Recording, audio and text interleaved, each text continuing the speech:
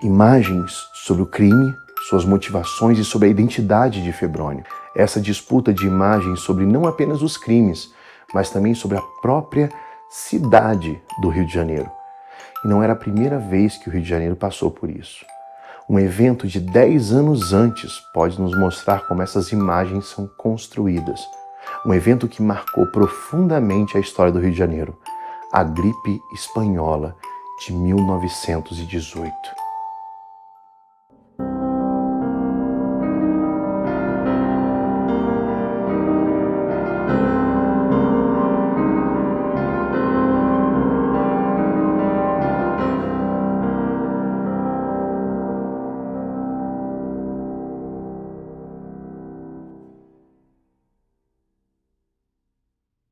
Um pouco antes das 10 horas da manhã, tropas eram posicionadas nas ruas próximas à Igreja da Candelária, no Rio de Janeiro.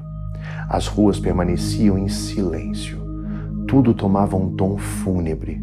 Diplomatas e ministros de Estado tomavam seus assentos no interior da igreja. Logo em seguida, o presidente Venceslau Braz chegou e foi saudado pela subdivisão do Exército. Monsenhor Gonzaga, cardeal do Rio de Janeiro na época, logo iniciara a celebração da missa. Era uma cerimônia em homenagem aos marinheiros brasileiros que morreram de uma doença desconhecida durante o esforço do país na Primeira Guerra Mundial. O tom fúnebre da missa é marcado pelos versos do Libera-me, cantados no interior da Igreja da Candelária.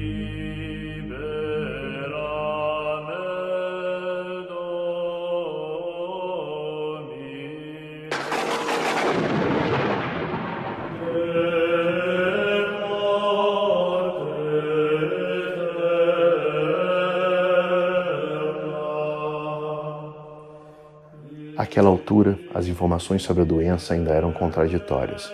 Ainda não se sabia ao certo do que se tratava. Falava-se de um surto de cólera. Quando os marinheiros brasileiros morreram durante a missão médica na costa africana, os jornais do Rio tentam descrever a epidemia. Falava-se de uma, abre aspas, peste que é aliada da Alemanha, embora se aparente sob disfarce neutral de influenza espanhola.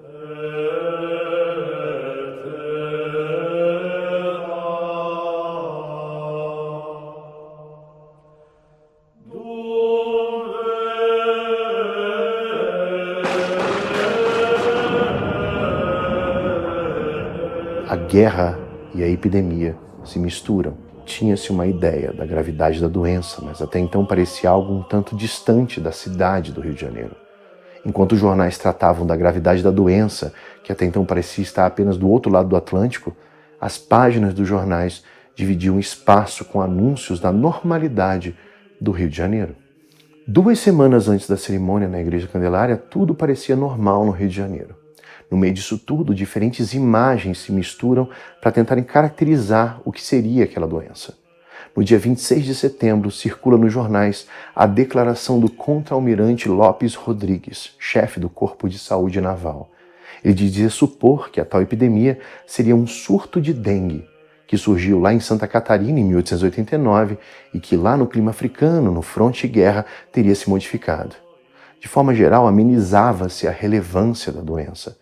Era tomada como algo corriqueiro, banal e que não traria muita preocupação ao Brasil diretamente. Em 27 de setembro, a propaganda do vinagre de mesa da usina São Gonçalo apresenta o produto como, abre aspas, preservativo desta terrível moléstia, e acrescenta que os médicos o recomendariam. Não haveria, segundo o anúncio, melhor remédio contra essa perigosa moléstia. São todas imagens que se construía sobre a doença. Mas todas essas imagens eram de antes da epidemia chegar ao Rio de Janeiro. Semanas depois, quando a cerimônia fúnebre foi organizada na Igreja da Candelária, as coisas já pareciam ter começado a mudar. Os primeiros casos já começavam a ser noticiados. No dia anterior à cerimônia, o jornal O País informava sobre, abre aspas, José Antônio e João Fernando da Silva encontrados caídos em via pública. No Café Londres, reduto dos poetas simbolistas na afamada Rua do Ouvidor, um homem não identificado, abre aspas, foi atacado do mal enquanto jogava bilhares. Seu estado era gravíssimo. Na manhã da missa, noticiava-se que na noite anterior, autoridades policiais recolheram à Santa Casa de Misericórdia diversas pessoas por terem sido encontradas na rua enfermas.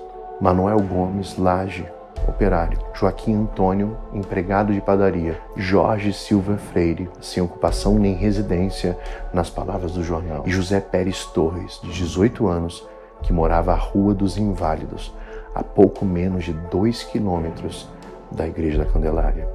Naquela altura, 400 enfermos já lotavam o Hospital Central do Exército. O ministro da Guerra, considerando a doença passageira, delibera que novos doentes sejam tratados nos próprios quartéis. Mas a doença ameaçava ainda mais. 5 dias depois, as aulas da escola militar seriam dispensadas. O prédio seria transformado em um centro de tratamento de enfermos. No dia seguinte, o jornal O País é publicado com apenas 2 páginas. Em editorial, esclarece que sua redação está desfalcada. Muitos enfermos, outros tantos mortos. A essa altura, não apenas o atendimento à saúde da cidade entrava em colapso, mas até mesmo os serviços funerários e de remoção de corpos. Cadáveres se acumulavam pelas ruas. Nos cemitérios, coveiros morreram enfermos e não havia quem sepultasse os corpos. Famílias se trancavam em casa. Aqueles que tivessem cadáveres em casa deixavam uma faixa vermelha na porta na esperança de alertar as autoridades. O abastecimento da cidade foi estancado. O comércio era saqueado dia e noite. O necrotério da cidade empilhava corpos nos corredores. Segundo alguns levantamentos, entre 1 e 10 de outubro, a média de mortes diárias era de 0,9. Entre 11 e 20 do mesmo mês, saltou para 150,7 óbitos diários. Entre 21 e 31 de outubro, a média chegou a 731,7 mortes por dia.